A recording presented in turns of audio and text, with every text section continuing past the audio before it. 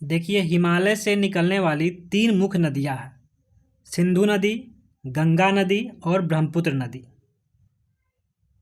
जो कि उत्तर भारत की प्रमुख नदियाँ मानी जाती है। और इनके बारे में बहुत से विशेष तथ्य हैं, लेकिन कुछ इम्पोर्टेंट पॉइंट हम लोग देखते हैं। तो सिंधु की सहायक नदी, दाएं से मिलने वाली देखिएगा, श्योक, नुब्रा, गिलगिट, स्वात, काबुल, कुर्रम, तोची, गोमल। बाएं से मिलने वाली नदियों को देखिएगा, जास्कर, झेलम, चिनाब, रावी, व्यास, सतलज। अब नेक्स्ट पॉइंट देखिए, गंगा की सहायक नदी, दाएं से मिलने वाली है यमुना, सोन, पुनपुन। बाएं से मिलने वाली नदियों में देखिए, रामगंगा, गोमती, घाघरा, राप्ती, गंडक, कोसी, महानंदा। ब्रह्मपुत्र की सहायक नदियाँ देखिए, दाएं से मिलने वाली सुबनसिरी, कामेंग, भरली, मानस, संकोश, रायडेक, धरला, तिस्ता। बाएं से मिलने वाली नदियों में देखिए, दिबांग, लोहित, बूढ़ी दिबांग, दिखू, धनसिरी, कोलंग, कपिला। एक बार रिवाइज करते हैं इसे। सिंधु की सहायक नदियाँ, दाएं से श्योक, नुब्रा, गिलगिट, स्वात, काबुल, कुर्रम, तोची, गोमल। बाएं से जास्कर, झेलम, चिनाब, रावी, व्यास, सतलज। गंगा की सहायक नदी, दाएं से यमुना, सोन, पुनपुन। बाएं से रामगंगा, गोमती, घाघरा, राप्ती, गंडक, कोसी, महानंदा।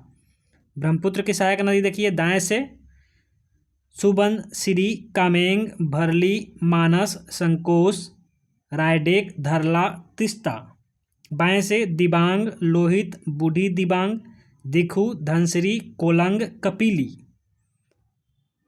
नेक्स्ट पॉइंट देखते हैं हम लोग। तो ये जो है आपका सिंधु रिवर सिस्टम है। ध्यान से समझने का प्रयास कीजिएगा, काफ़ी कॉम्प्लेक्स लग रहा है। तो सिंधु नदी जो है तिब्बत के मानसरोवर के पास एक सानो ख्वाब हिमनद है, वहाँ से निकलती है। ये इंडिया कहने का मतलब कि जो है लद्दाख में दमचौक में प्रवेश करती है। और इसकी 2 सहायक नदियाँ ये देख सकते हैं आप लोग, नुब्रा और श्योक, जो कि इससे मिलती है।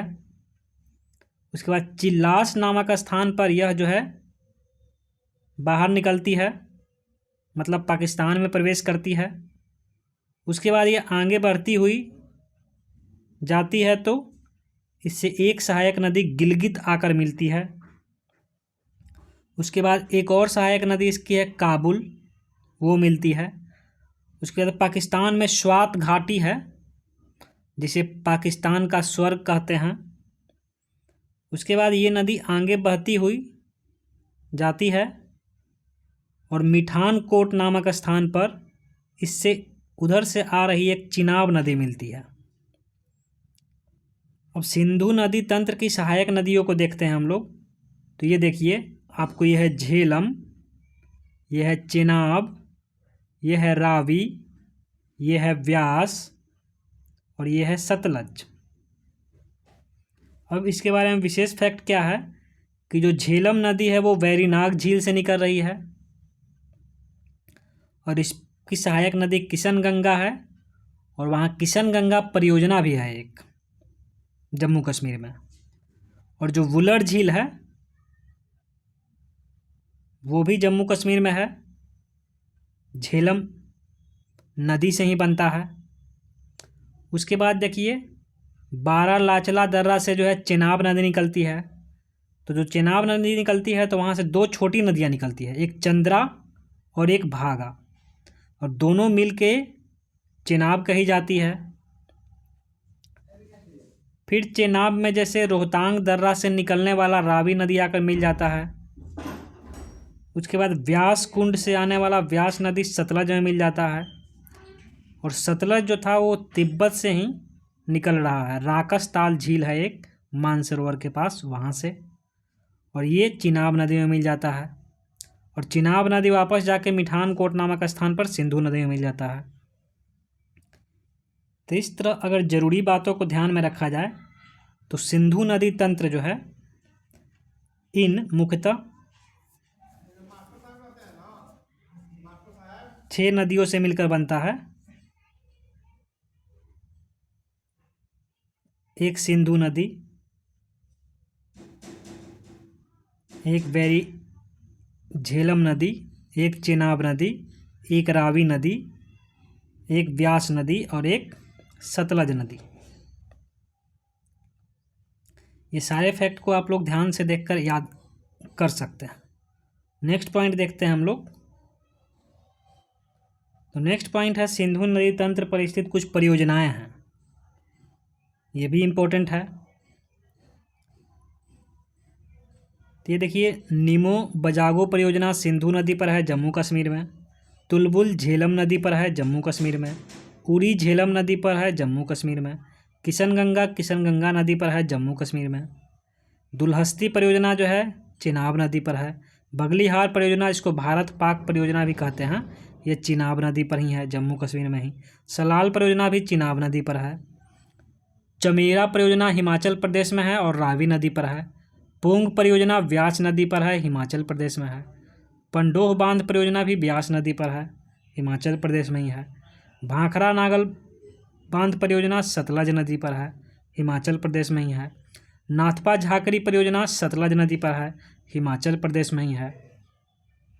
पंजाब की परियोजना देखिए तो थीन परियोजना जो रावी नदी पर है, और हरीके बांध परियोजना जो व्यास और सतलज के संगम पर है। ठीक है, तो ये कुछ सिंधु नदी तंत्र से जुड़ी हुई परियोजनाएं थी जो आपको याद रखनी है। नेक्स्ट पॉइंट हम लोग देखते हैं। तो नेक्स्ट पॉइंट है आपको गंगा के बारे में, ठीक ना। तो गंगा की स्टोरी थोड़ी सी कॉम्प्लेक्स है, इसलिए ध्यान दीजिएगा।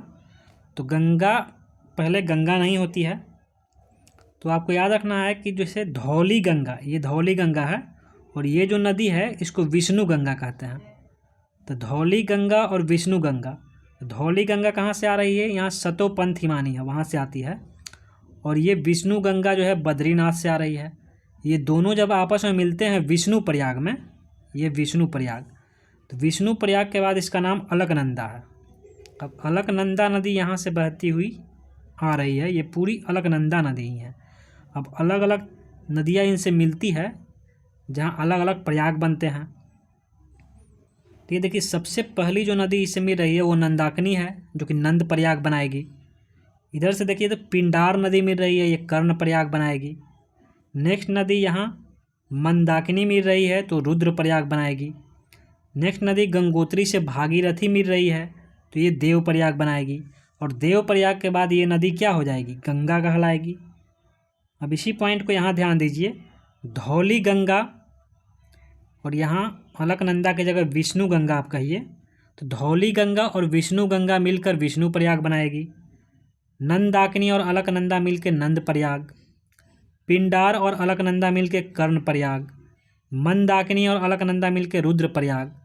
भागीरथी और अलकनंदा मिलकर देव प्रयाग। और देव प्रयाग के बाद ये नदी क्या कहलाएगी, गंगा कहलाएगी।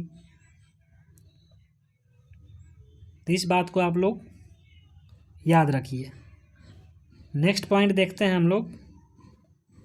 ये आपका गंगा है, हाँ, कुछ ज़्यादा ही कॉम्प्लेक्स लग रहा है, बट ध्यान से देखते रहिए। तो हमने अभी पढ़ा कि देव प्रयाग के बाद ये नदी क्या कही जाती है, गंगा। अब देव प्रयाग के बाद ये नदी पहुंच रही है आपको ऋषिकेश और हरिद्वार में। तो ऋषिकेश और हरिद्वार में गंगा मैदानी भागों में प्रवेश करती है। उसके बाद गंगा आगे बढ़ रही है, तो इससे जो है सबसे पहली जो सहायक नदी है वो राम गंगा है, आके मिलती है कहाँ, कन्नौज में। तो गंगा की पहली सहायक नदी पूछी जाए तो राम गंगा है, जो कि उससे कन्नौज में मिलती है। उसके बाद नेक्स्ट इसकी सहायक नदी जो है यमुना, जो कि गंगा की सबसे लंबी सहायक नदी है, इससे प्रयाग में आकर मिलती है। उसके बाद यदि यमुना के बारे में ध्यान दिया जाए तो यमुना की सहायक नदी है एक मुख्य चंबल, है ना। उसके बाद सिंध, उसके बाद बेतवा, उसके बाद केन। तो ये 4 जो है यमुना की सहायक नदियां हैं, चंबल, सिंध, बेतवा, केन। अब उसमें भी यदि चंबल की सहायक नदियाँ देख सकते हैं आप, तो ये बनास, याद रखिए, पार्वती, काली सिंध और क्षिप्रा, है ना, ये याद रख सकते हैं 4, बनास, पार्वती, काली सिंध और क्षिप्रा। अब उसके बाद गंगा में हम आगे बढ़ते हैं। प्रयागराज में यमुना इससे मिल रही थी। अब उसके बाद जो है इससे गोमती नदी मिलती है गंगा से। कहाँ मिलती है? गाजीपुर में। उसके बाद चौसा के पास इसमें कर्मनाशा नदी मिलती है गंगा में। उसके बाद छपरा में इससे घाघरा नदी मिलती है। पटना में इससे सोन नदी मिलती है। फतुहा में इससे पुनपुन नदी मिलती है। सोनपुर में इससे गंडक नदी मिलती है जो कि नेपाल से आ रही है। भागलपुर में इससे कोसी नदी मिलती है जो कि गोसाईनाथ धाम नेपाल से ही आ रही है। तिब्बत को हटाइए, नेपाल ही रखिए इसको। उसके बाद फरक्का नामक जगह से जो है इसकी एक वितरिका, मतलब गंगा से अलग होकर एक और नदी बहती है, हुगली, और हुगली की सहायक नदी है ये दामोदर।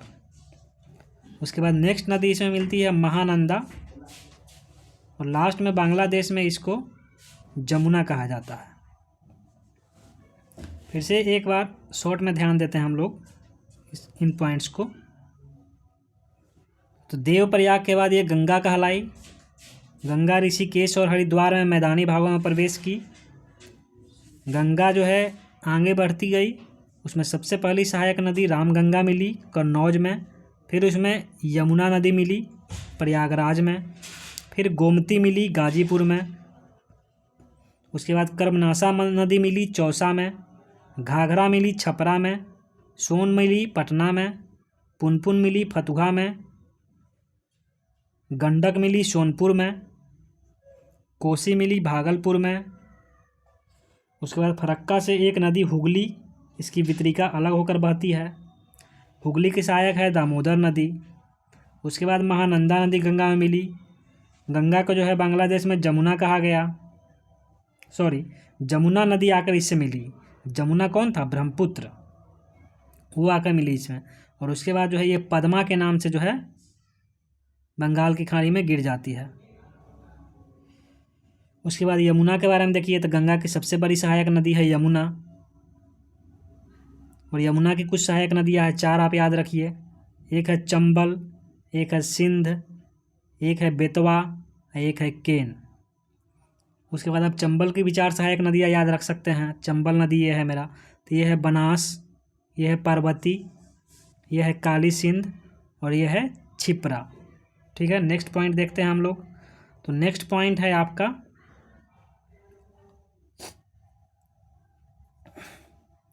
ये सुबनसिरी, कामेंग, मानस, संकोच, रायडेक, धरला, तिस्ता, दिबांग, लोहित, बूढ़ी दिबांग, दिखू, धनसिरी, कोलंग, कपिली, ये हम पढ़ चुके हैं। ये ब्रह्मपुत्र की सहायक नदियाँ हैं, आप ध्यान दे सकते हैं और याद रखिए। नेक्स्ट पॉइंट है, तो ये ब्रह्मपुत्र नदी सिस्टम है आपका। तो ब्रह्मपुत्र नदी सिस्टम एक बार ध्यान दीजिएगा। तो ब्रह्मपुत्र नदी जो है तिब्बत के चेमांग युंगडुंग ग्लेशियर से निकल रही है, जो कि मानसरोवर के पास ही है। तिब्बत में इस नदी को सांगपो कहते हैं, सांगपो। और ये नदी जो है यांगयाप दर्रा से, ये देखिएगा यांगयाप दर्रा से, दर्रा का मतलब 2 पहाड़ों के बीच का जगह, यांगयाप दर्रा से यह जो है अरुणाचल प्रदेश में प्रवेश करती है। अरुणाचल प्रदेश में इसमें दिबांग और लोहित नदी आकर मिल जाती है ना, तब इस नदी को ब्रह्मपुत्र कहा जाता है।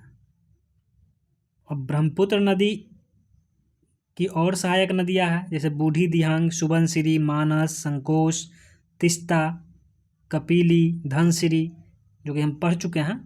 और ये देखिए माजुली द्वीप है ना, सबसे बड़ा नदी द्वीप है जो कि असम में स्थित है, ब्रह्मपुत्र नदी पर ही बसा हुआ। उसके बाद जो है बांग्लादेश में इस नदी को जमुना कहते हैं। इसके बाद इसमें पद्मा आके मिलती है। उसके बाद मेघना,